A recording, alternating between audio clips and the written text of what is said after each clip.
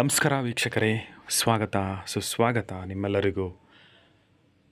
ವೀಕ್ಷಕರೇ, ಇವತ್ತು ಈ ಒಂದು ಸೊಪ್ಪು ಅಥವಾ ನಮ್ಮ ಪಕ್ಕದಲ್ಲಿ ಸಿಗುವಂತಹ ಒಂದು ಆಯುರ್ವೇದಿಕ್ ಮೆಡಿಸಿನ್ನ ಯೂಸ್ ಮಾಡೋದ್ರಿಂದ ಎಷ್ಟೆಲ್ಲ ಪ್ರಯೋಜನ ಇರುತ್ತೆ, ಹಾಗೆ ಅದನ್ನು ಹೆಂಗೆ ಯೂಸ್ ಮಾಡೋದು ಮತ್ತು ಅದರಿಂದ ಯಾವ ರೀತಿ ಒಳ್ಳೊಳ್ಳೆ ತಿಂಡಿಗಳು ಸಹ ಮಾಡಿ ತಿನ್ಕೋಬೋದು ಅನ್ನೋ ವಿಚಾರ ನಿಮಗೋಸ್ಕರ. ಹಾಗೆ ಇದು ತುಂಬ ಜೀರ್ಣಕ್ರಿಯೆಗೆ ಒಳ್ಳೆಯದು, ಹಾಗೆ ತಂಪು ನೀಡುತ್ತೆ, ಹಾಗೆ ಜ್ವರ ಶೀತ ಕೆಮ್ಮು ಎಲ್ಲದಕ್ಕೂ ಒಳ್ಳೆಯದು.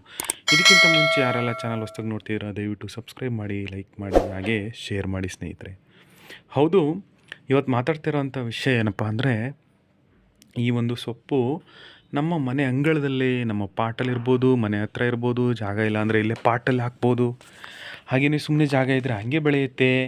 ಇದನ್ನು ನಾವು ನಿಯಮಿತವಾಗಿ ತಿನ್ನೋದ್ರಿಂದ ದೇಹಕ್ಕೆ ತಂಪಾಗೋದ್ರ ಜೊತೆಗೆ ಆ ಜೀರ್ಣಕ್ರಿಯೆಗಿರ್ಬೋದು, ಜ್ವರಕ್ಕಿರ್ಬೋದು, ಶೀತಕ್ಕಿರ್ಬೋದು, ಉರಿ ಊತ ಇರ್ಬೋದು, ಇದೆಲ್ಲದಕ್ಕೂ ರಾಮಬಾಣ ಅಂತಲೇ ಹೇಳ್ಬೋದು. ದೊಡ್ಡ ಪತ್ರೆ ಎಲೆ ಯಾವುದಪ್ಪ ಇದು ಅಂತ ಅಂದರೆ, ದೊಡ್ಡ ಪತ್ರೆ ಎಲೆಗಳು ಈ ಒಂದು ಎಲ್ಲ ಸಮಸ್ಯೆಗೂ ರಾಮಬಾಣ. ನಾವು ನೋಡ್ಬೋದು, ನಮ್ಮ ಹಳ್ಳಿ ಕಡೆ ಇರ್ಬೋದು, ಹಿಂದಿನ ಕಾಲದಲ್ಲೆಲ್ಲ ದೊಡ್ಡ ಪತ್ರೆಯಲ್ಲಿ ವಡೆ ಮಾಡ್ತಿದ್ರು, ಹಾಗೆಯೇ ಅದರಿಂದ ಚಟ್ನಿ ಮಾಡ್ತಿದ್ರು.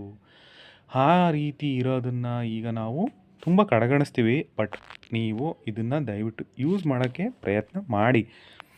ಇದರಿಂದ ದೇಹದ ಉಷ್ಣತೆನ ಕಡಿಮೆ ಮಾಡಲು ಸಹಾಯ ಮಾಡುತ್ತೆ. ವಿಶೇಷವಾಗಿ ಜ್ವರದ ಸಂದರ್ಭದಲ್ಲಿ ಬಾಡಿ ಟೆಂಪ್ರೇಚರ್ನ ಕಡಿಮೆ ಮಾಡುತ್ತೆ.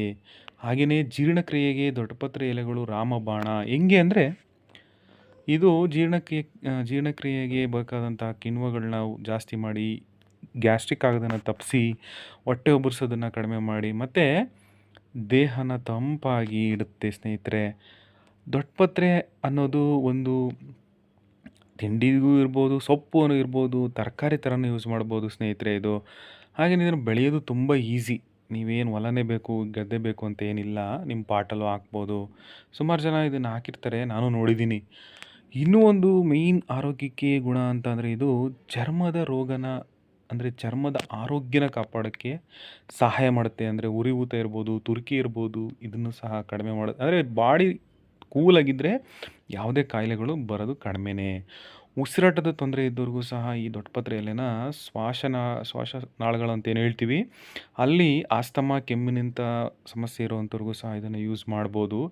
ದೇಹದ ಉಷ್ಣತೆನ ಆಯುರ್ವೇದದಲ್ಲಿ ಅಂದರೆ ವಾತ ಪಿತ್ತ ಮತ್ತು ಕಫ ಅಂತ ಏನು ಹೇಳ್ತೀವಲ್ಲ, ಆ ರೀತಿಯಾಗಿ ಅದನ್ನು ಕಂಟ್ರೋಲ್ ಮಾಡೋದಕ್ಕೆ ಸಹಾಯ ಮಾಡುತ್ತೆ.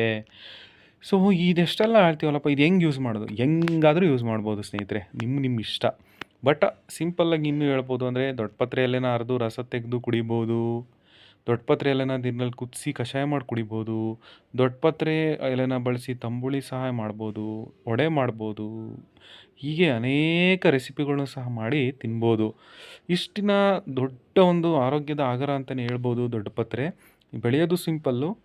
ಹಾಗೆ ಇನ್ನೊಂದೇನೆಂದರೆ, ನಾನು ನಿಮ್ಮಲ್ಲಿ ರಿಕ್ವೆಸ್ಟ್ ಮಾಡೋದೇನೆಂದರೆ, ಯಾರಿಗೇ ಆದರೂ ಸಹ ಒಂದು ಮೆಡಿಸಿನ್ ಅಥವಾ ಆಯುರ್ವೇದಿಕ್ ಅಂತ ಅನ್ನೋದಕ್ಕಿಂತ ಮುಂಚೆ ಅವರವರ ದೇಹಕ್ಕೆ ಸಂಬಂಧಪಟ್ಟ ಹಾಗೆ ಡಾಕ್ಟ್ರನ್ನ ಕನ್ಸಲ್ಟ್ ಮಾಡಿ ಒಪಿನಿಯನ್ ತಾಳೋದು ಭಾಳ ಒಳ್ಳೆಯದು ಅಂತ ಹೇಳ್ತಾ, ಈ ಒಂದು ಮಾಹಿತಿ ಎಲ್ಲರಿಗೂ ಶೇರ್ ಮಾಡ್ಕೊಳ್ಳಿ ಅಂತ ವಿಷಯ ಮುಗಿಸ್ತಾ ಇದ್ದೀನಿ. ನಮಸ್ಕಾರ ಸ್ನೇಹಿತರೆ.